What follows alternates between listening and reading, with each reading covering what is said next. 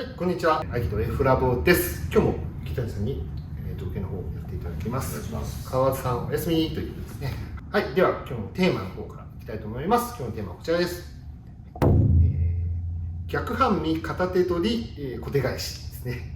なんか早口言葉みたいな形になってるましたけど、大体片手取りって審査表とかに書いてるんですけど、大体逆半身片手取り。そうですね。そうですね。はい。基本として相半身はよく片取りをやるんですけども、審査の時は逆半身が多いですね。はい。その辺のところもご覧いただきたいと思います。それではまず日本動画の方からご覧ください。どうぞ。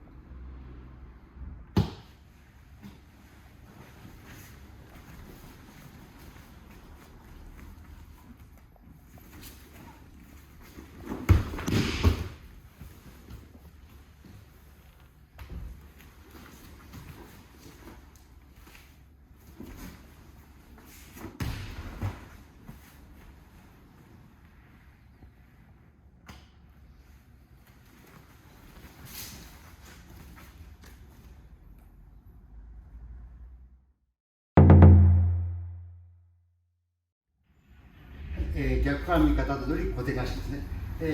いわゆる手ほどきで入る方法は、入り身投げと一緒ですね。下から外していく方法、上から外していく方法。あとたまにここで転換を使うんですか、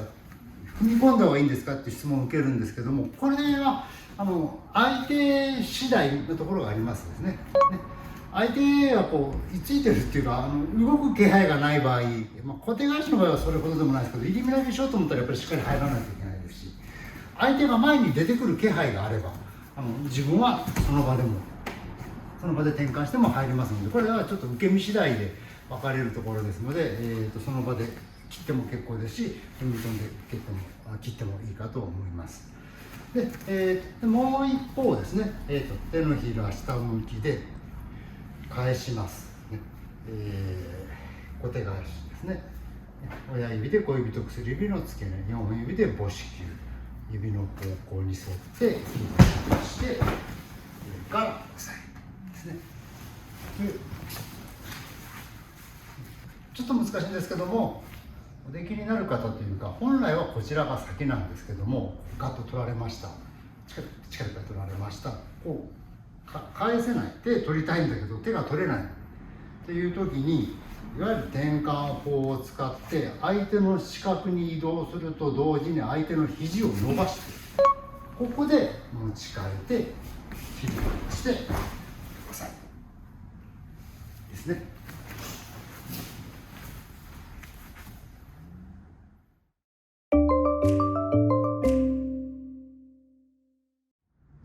はい、解説の方を見ていただきましたけれども、先生、冒頭でもちょっとお話が出たんですけど、逆半身片手取りか、相半身片手取り、これ相半身の場合の小手返しっていうのはあるんでしょうか。もちろん、よろしいですかね。一つは相手のお腹を切るように手刀を返しながら相手の体勢を崩していくんですね。ここで持ち替えて、これはやるバージョンと、もう一つですね、入りに転換をしていく。この2種類、我々ずっとこの2種類の区別をつけておくと、ゆくゆくこれの頭の部分に後ろ両手取りの崩し、もろ手取りの崩し、横面打ちの崩し、横面打ちとか、ここの部分は相半身になってますから、ここからこちらに持ち替える。ここから入りにし直す、入りに転換していって、また小手返しに持ち替える。その後で技が増えてくるのでですね、相半身でしっかりそのさばき方を徹崩し方をやっておかれるといいですよと言うんですけれども、審査の時は暗黙と言いますか、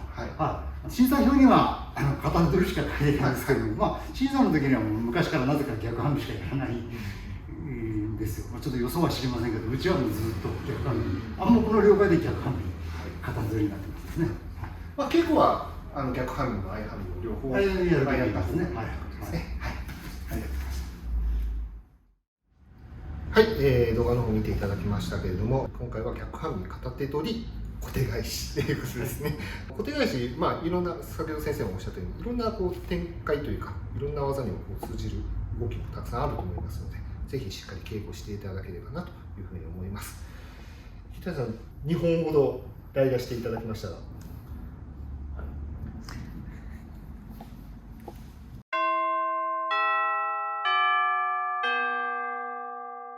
ということで、今回の動画はこちらで、終わりたいと思います。この動画が役に立った、面白かったなということであれば、高評価ボタンと、それからチャンネル登録の方もぜひよろしくお願いします。それではまた次回の動画でお会いしましょう。ありがとうございました。